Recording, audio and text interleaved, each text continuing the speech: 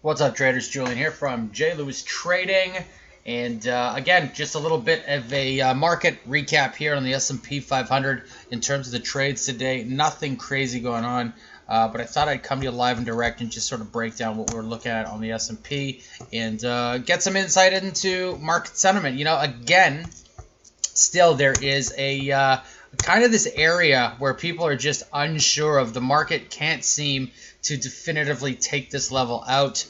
We talked about this 2790 level over the last little while being a key level of resistance that's going to be broken out, and today it bumped right through to 2796 and essentially creating this zone resistance, if you will, and couldn't take it higher. A very, very troubling situation for the S&P at this general 6-point spread level.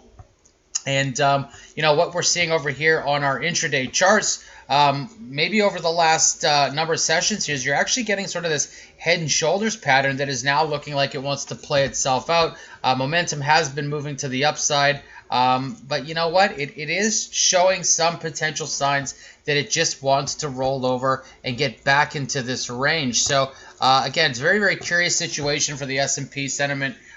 Clearly doesn't want to take the markets higher as of yet, but we will see. In terms of what I do specifically, I'm a volatility trader. I'm trading a lot of different stocks that are exhibiting volatility intraday, and I'm not always on top of the S&P, and I'm not really trading the SPY too much, but still a great thing to just sort of keep an eye on and to monitor. And right now we're looking at pretty much a zone resistance quadruple top, if you will, on the S&P. And so again, depending upon what this momentum decides to do over the next short-term period, we could be looking at a full-blown turnaround right through here and coming back down through these levels. So what I'd like to see, obviously, on the long side is this breakout continues by holding this level right through here, doing a switch, and then just rallying through 2796 and moving forward. Will that happen? I'm not sure.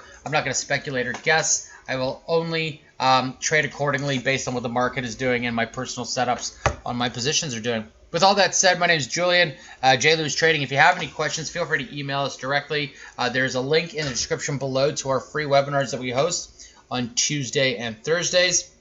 And if you want to learn more about my personal strategy, what I'm doing, feel free to check in on one of the webinars and get to know us and join the community. Thanks for watching. We'll see you in the next video.